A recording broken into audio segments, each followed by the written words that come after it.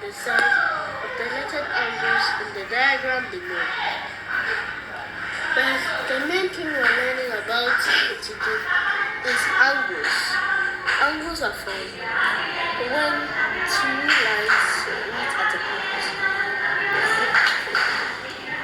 There are types of angles: an acute angle, which is less than 90 degrees, a right angle, which is 90 degrees, an obtuse angle, which is greater than 90 degrees and less than 180 degrees,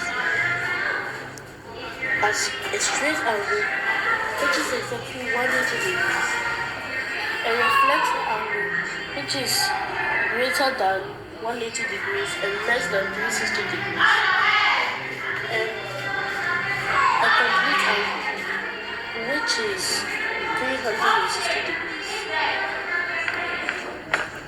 There are other angles too, like the complementary and supplementary angles. Complementary angles are angles that, when they are added, they give us 90 degrees. And supplementary angles are angles that, when added, will give you 180 degrees. And the last of the angles, which is vertically opposite angles, are angles that two lines are formed when two lines cross each other. So vertically opposite angles are usually in the form of this, where they will give you 80 and 40, for example, but they will be A and B here. But what you have to do, you wouldn't even have to calculate it. And since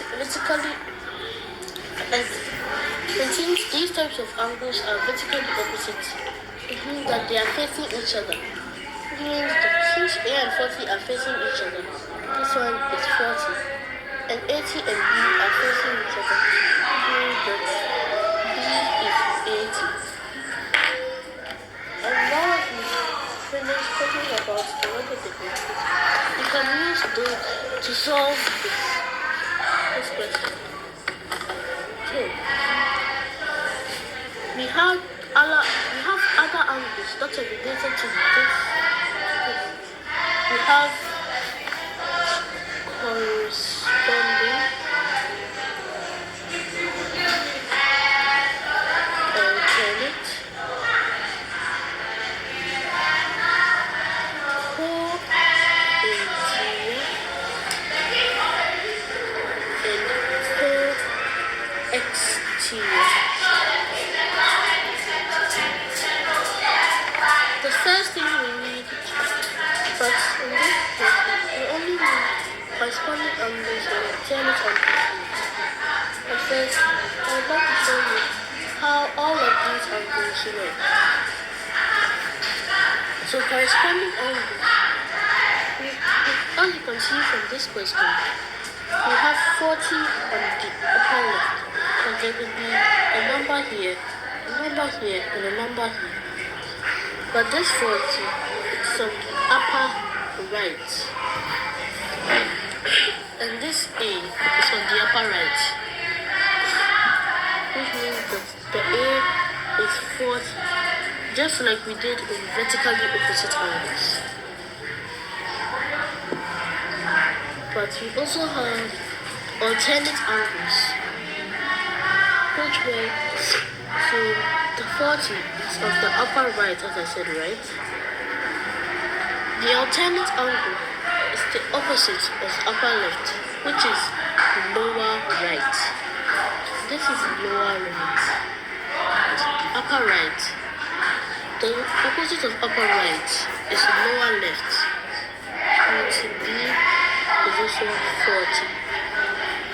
But there's another way than this. So 40, these two, they are vertically opposite. They're facing each other.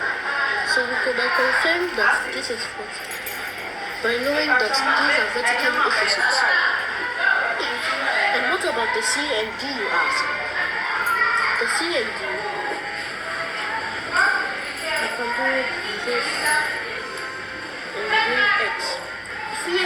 teach you about the straight angle, which is 180 degrees. This is how the straight angle will take off, which can only come on a straight line, like this one. Which means that we have 40 x is equal to 180.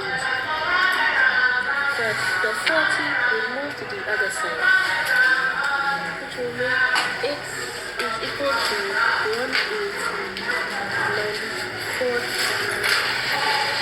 And 180 minus 40.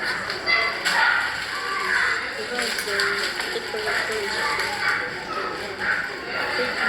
X is equal to 140. And the difference is 140. Now, this 140 is on the upper left, and this C is on the upper left. Which means that this C is the 140, and this D, you don't have to know which one is alternate and corresponding, because these two are vertically opposite, just like A and B. Means that this is also 140. But before we end this session, I would like to show you which angles are core interior and core exterior. These angles are in there. 40, 40, these ones. The ones that are in are the core interior. So this 40 is core interior of this 40. So this 40 is core interior of this 140. Now for the core